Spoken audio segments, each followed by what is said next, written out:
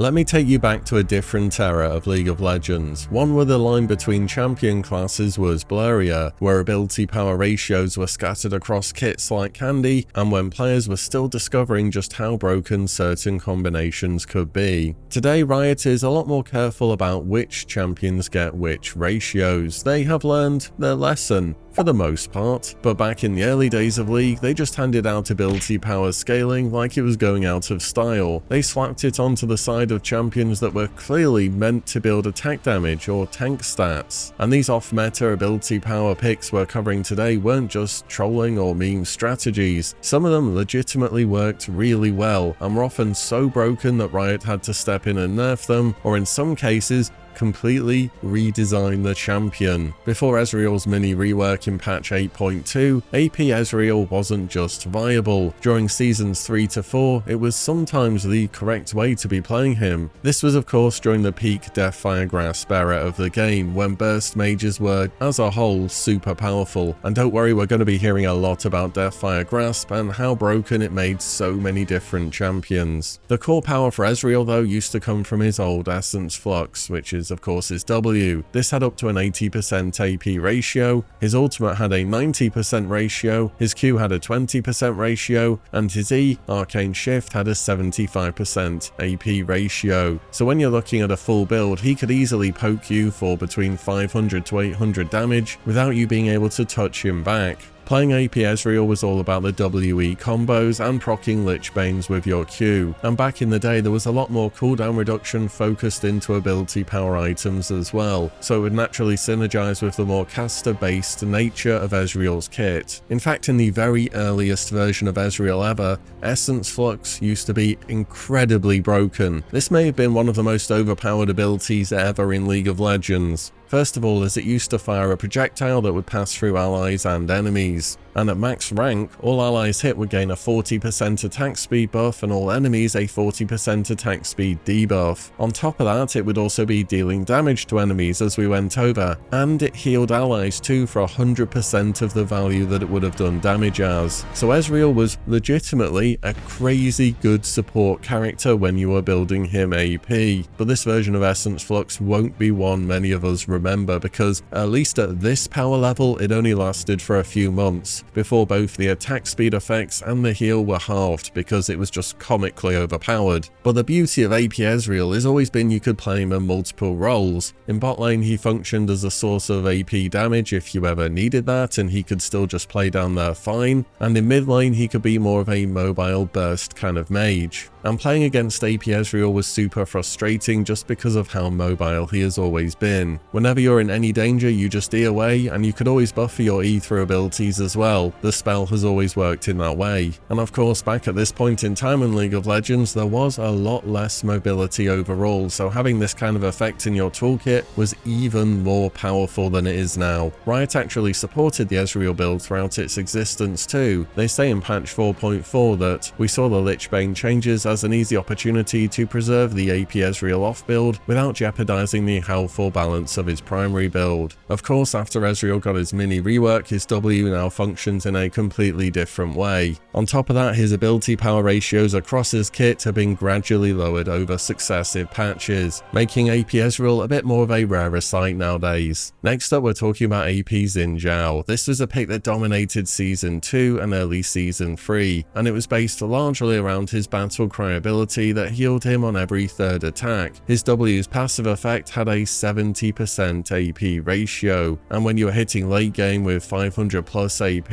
with items such as Rabadon's or Nash's Tooth, that would be above 400 healing every single third auto attack. And the playstyle was simple but really effective. You build Nash's Tooth as your primary item, which works much in the same way it always has, gives attack speed and a bunch of ability power. Your E also had a decent AP ratio as well, but your real damage was coming through on hit effects, the CC from your Q, and the base damage and AP scaling on your E. And especially in duels or 1v1s, you'd just be incredibly annoying to deal with due to all the cooldown reduction you were getting from AP items, and the fact that you would be healing for literally hundreds every few seconds. Really, if you didn't have Ignite or a similar Grievous Wounds effect, AP Xin Zhao could legitimately just take over a game. On top of that, turrets were way different back in the day, and they were so much weaker than they are now. For instance, they wouldn't gain bonus stats when minions weren't around, so AP Xin Zhao could just run up to a turret and start hitting it, and if it was late game enough, he would out-heal the amount of damage the turret would be doing to him, making this an incredibly dumb strategy which somehow also worked. Riot of course saw this build as a bit of a problem since this fighter was suddenly just building loads of ability power and healing through absolutely everything, and in time they would reduce the AP ratio on his W from 70% to eventually 30%, and at this point in time it kind of killed off the build because he just couldn't sustain through anything anymore. Of course he finally got reworked in patch 7.19 with his entire kit now being based around the challenge mechanic, and whilst his W did maintain an AP ratio, it now also healed off maximum health, and now it just makes a lot more sense to build max health instead of trying to force APs into being a thing once again. Ability power Nasus peaked in seasons 4 and early seasons 5, transforming what is typically a split pushing hyper-scaling monster into more of an ability power wave clearing threat. In lane, AP Nasus was all about spamming his E, Spirit Fire, and you'd be maxing this ability first. You'd throw it on the wave and the enemy laner simultaneously when they had to walk up to CS or just got in your range in general. Because of the range on Spirit Fire and how large the AoE is, you basically couldn't miss it, and it would very easily clear out minion waves too. On top of that, it would also reduce enemies' armor, making them easier to stack up your Q. And if you ever engaged on Nasus, well, Wither has always been one of the most powerful point-and-click CCs in the game, so he just presses that, walks away, and then Spirit Fires you some more. It was genuinely super annoying to deal with. On top of that, his ultimate used to work in a slightly different way as well. At maximum rank, it would deal 5% of enemies' max health per second as magic damage around him, with an additional 1% burned per 100 ability power. So if you managed to hit 500 AP late game, you'd be doing 10% of enemies' max health per second to everyone in range, and you'd wither targets and then Spirit Fire them so they couldn't even walk out of all that bonus damage. You'd then pick up items such as Liandry's Torment or Rylai's Crystal Scepter to further add a slow onto your magic effects and amplify the damage from Liandry's. AP Nasus was also played as a bit of a flex pick in the jungle during certain seasons as well, albeit he'd work in more of a supportive role where he'd build Aegis of the Legion or Shirelias for example, and then just provide debuffs with Wither and Spirit Fire, whilst his allies were the main source of damage, but you could always build him AP here as well. Riot would eventually address AP Nasus in successive patches, nerfing down the base damage on Spirit Fire as well as its AP scaling. They also removed Will of the Ancients in patch 6.9, and this had been such a core item that a ton of champions had relied upon for their spell vamp. In fact, Riot argued that they removed it because not enough champions did build it, and whilst it was a very niche item, when a champion could make good use of it, such as Vladimir, they really made incredible use of it. But nowadays, Nasus has very much gone back to his old strategy of simply stacking up those Qs and opening up the gates late game. Moving on, before her complete rework in patch 7.9, AP Sejuani was during her strongest around seasons 4 and early seasons 5. This was most notably during a very tank-heavy meta when teams needed a source of magic damage, but were often playing multiple tanks in different lanes. Old Sejuani's burst was very front-loaded, and it came from two abilities primarily that could be used from range and both having significant AP scaling. Those were Permafrost, which was her old E. This could be used when you'd hit enemies with another attack and would deal damage and apply a stronger slow, and her ultimate Glacial Prison had an 80% AP ratio on the primary target and about 40% on secondary targets. This works pretty similarly to how it still does today, except in its very first version it would stun the primary target for a long time and secondary targets for a short time. Riot would nerf this pretty soon after her release though, so secondary targets were only slowed instead.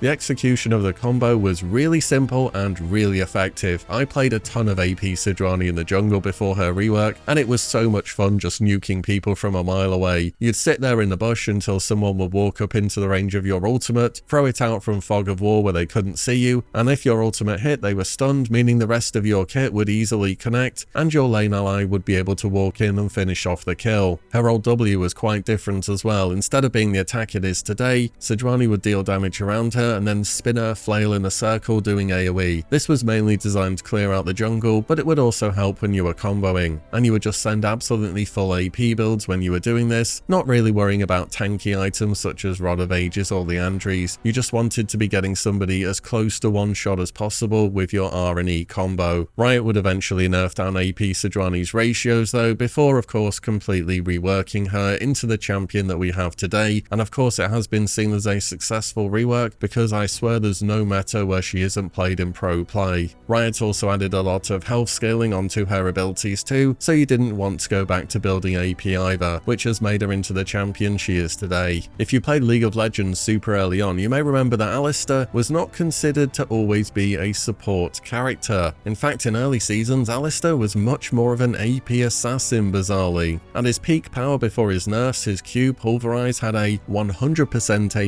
AP ratio, and his W Headbutt had an 80% AP ratio. Of course, his WQ combo has always worked in the same way that it still does, where you want to use the two together, and it is guaranteed CC on an enemy. Except of course back then, instead of it just being CC, you're hitting people with the base damage of these two abilities, a Lich Bane, and 100% of your AP, meaning if it was a squishy character, they just lost over half their health whilst being CC'd, and if two people were standing next to each other, that happened to both of them. But Alistar's real problem here was his ultimate Unbreakable Will. Back then it provided a 70% damage reduction. This meant the cow could go into your team, combo somebody, pop his ultimate, and you just wouldn't be able to kill him fast enough before he got a second round of abilities off. This really allowed Alistar to go super heavy into a really aggressive AP build, not worrying too much about defensives, because he could just press R and he will live through basically anything. In the first World Championship, Alistar was one of the most contested picks at the entire tournament, and he was played mid lane then, building exactly as I'm describing, where it was all about damage and the threat he could generate as an AP assassin. Riot would nerf AP Alistar repeatedly throughout seasons 2, 3 and 4, greatly reducing his burst potential. By mid-season 4, his Q's AP ratio had gone down from 100% to 50%, and his W's AP ratio was reduced from 80% down to 60%. On top of that, they reduced the base damage of these abilities too. You know a champion was OP when they have to literally half the AP ratio. These eventual nerfs over time is what led Alistar back towards the bottom lane to be a support-based character instead of an AP assassin. Interestingly though, Riot have been rebuffing Alistar's AP ratios in recent years, increasing AP back up on both his Q and W. However, these buffs were designed to make Alistar do a bit more incidental damage when he does his combo, rather than turning him back into an assassin again. But if you played League of Legends very early on, you will remember the terror that was AP Alistar. Spinning up next in the list is AP Tryndamere, which dominated through early seasons in League of Legends. AP Tryndamere would completely transform this character's identity from an AD crit scaling monster to a split pushing machine that would heal so much you could never even get him to pop his ultimate. His Q, Bloodlust, originally had a 150% AP ratio. This was one of the highest AP ratios on any basic ability in the game, and considering how low this ability's cooldown got,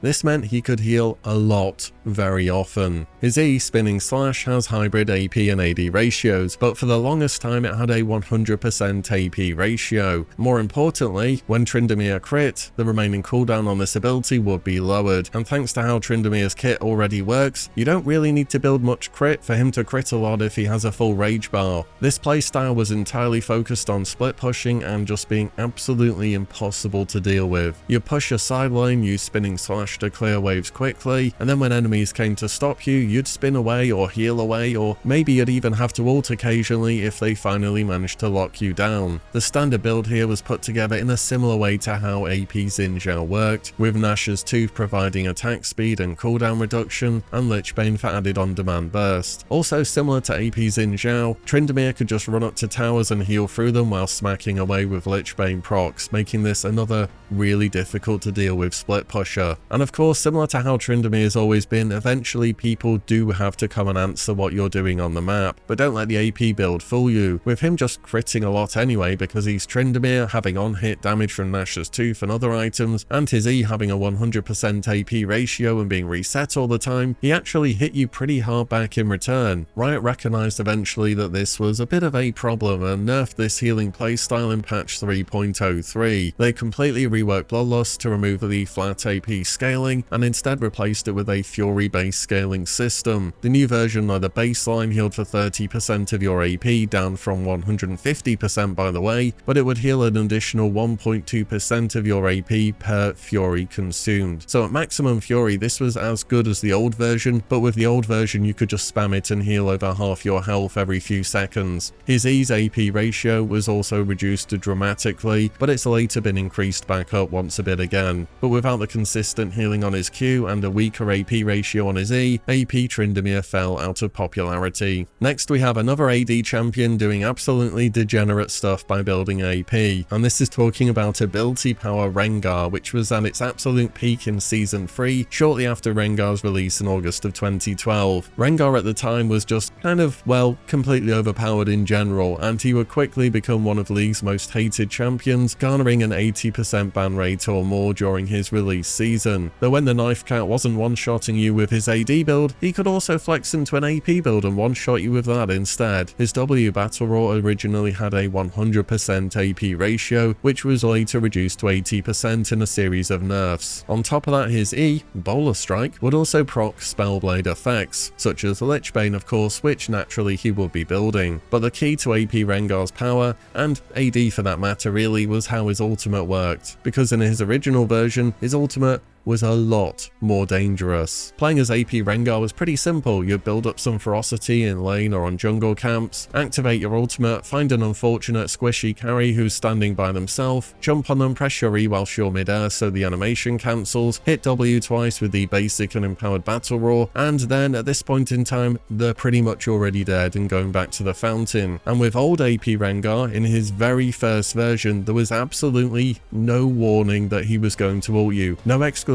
mark, no being hunted, eyes over your head or anything like that. He would just randomly appear and you would get one shot. And you couldn't even stand next to your support for safety in this instance, because Battle Roar is AoE. You would just be getting two people one shot instead. Riot took action against AP Rengar though, both lowering the base damage on his W in successive patches and making the bonus damage on his empowered W scale with his overall level, not just the actual level of his W. These changes, alongside many nerfs to his surprise factor from his ultimate, have forced Rengar enjoyers back into more traditional attack damage builds. We're on to the top 3 now, and if you played back in the day, you should have some ideas which ones are left. We're going to be starting with AP Tristana. So her rocket jump originally had an 80% AP ratio. Her E explosive shot was a different ability then too, and had a 100% AP ratio. Instead of it being an ability you charge up over time now, it would just be a point and click damage over time effect that would also apply grievous wounds. And finally, her R Buster shot had a massive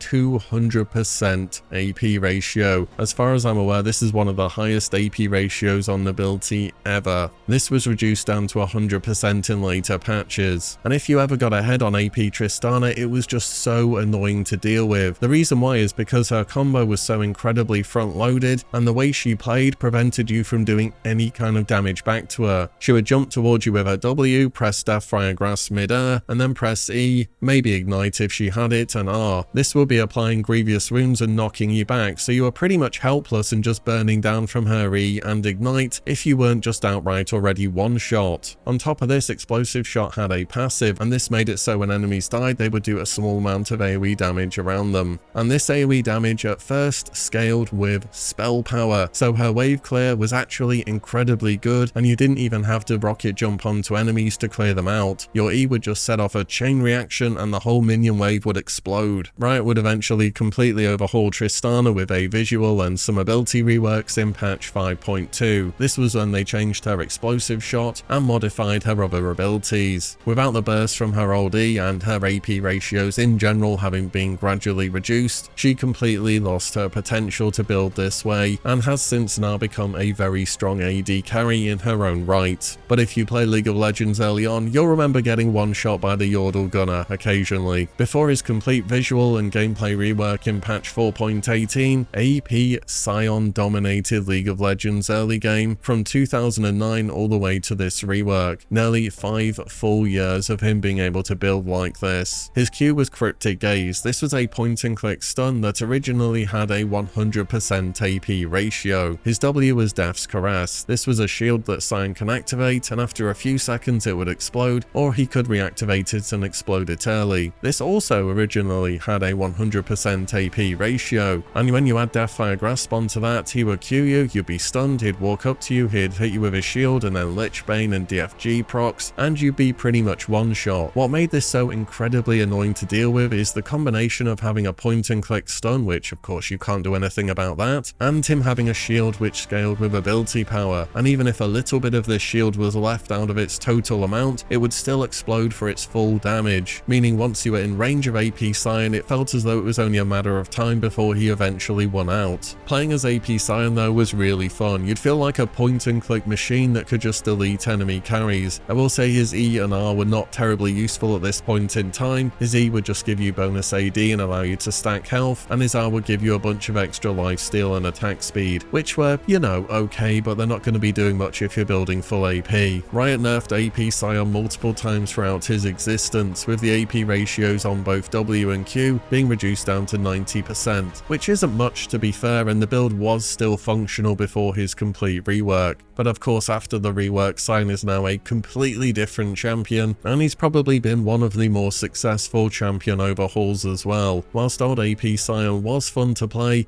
it was also just super degenerate, and the rest of his kit felt kind of clunky and as though it didn't really do anything. Last but not least has to be one of the most famous AP off-meta picks ever in League of Legends history, and that is of course ability power Master Yi. So his Q Alpha Strike had a full 100% AP ratio, his W Meditate in his very first version was actually so bad. At max rank it would heal for 10% of his total health and didn't even give you bonus stats. Eventually it would give you a ton of bonus stats when channeling, so you'd pretty much be immune to damage, and the total channel duration had a 400% AP ratio. So you press the button, let it tick once or twice, and hey, you're back at full health again. But what really brought Master Yi together was his ultimate, Highlander. When activated, this gave Yi bonus attack speed and movement speed, as well as making him immune to slowing effects. And of course, whenever Yi got a kill, Highlander reset the cooldown on his other abilities. Note that he actually had to kill for the full ability reset, and if he got an assist, it would only reset half his cooldowns. But when you were building full AP, your Q with its 100% ratio on top of Lichbane procs would already easily chunk off half a squishy's health bar, if not a little more than that. You'd wait for a fight to start and get a little bit chaotic, hit Highlander, and then just start spamming Q. Honestly, once you got the first reset, you were in pentakill territory already. The speed at which Master Yi could snowball through a team fight was explosive. You'd often go Deathfire Grasp as well to amplify the damage on that first Q on your primary target by 20%. After that, items such as Rabadon's Death Cap or Lichbane would really round out your damage and be able to get those resets going. Playing against AP Master Yi was absolutely nightmare fuel, because you knew if your support ever got around half health, Master Yi could just walk into your team and just start spamming Q. And of course, when he's in Q, you can't do anything to him either, so you're just waiting for him to pentakill your team at this point. AP Yi would even see play during some competitive games, with Moscow 5's Alex Each even getting a pentakill on this off-meta pick. Riot tried nerfing AP Yi repeatedly throughout 2012 and early 2013. The mana cost on Alpha Strike was increased, the cooldown was adjusted, but these changes just made him a bit more mana hungry, and they never addressed the fundamental problem, which was his 100% AP ratio on Q and ability to reset all cooldowns. So similar to many other picks here, he got quite the rework, which happened in patch 3.10. The official rework announcement from Riot explicitly said that their goal was to merge the most enjoyable aspects of AP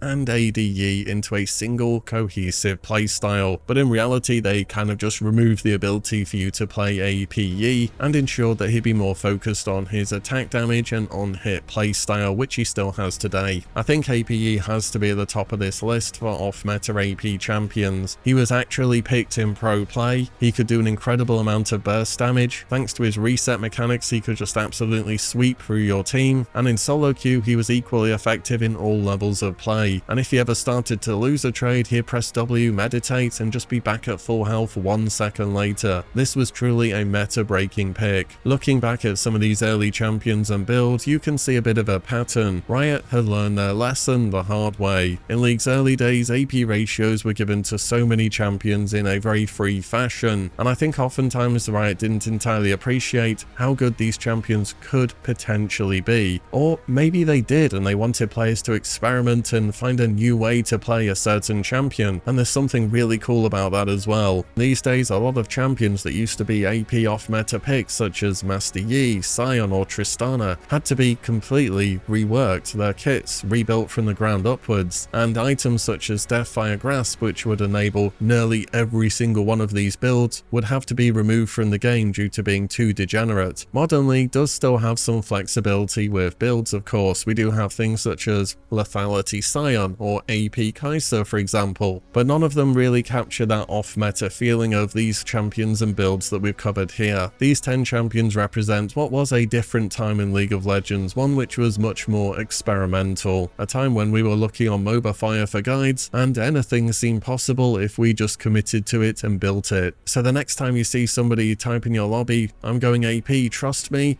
remember they're carrying on a proud and long-standing tradition in this game of finding a new way to play a champion. And who knows, maybe they're onto something. So let me know if you played any of these off-meta picks back in the day, or whether there are any other ones which should have made the list, which I could do in a future video. And as always, thank you all so much for watching and listening in, and I'll see you all in the next one very soon.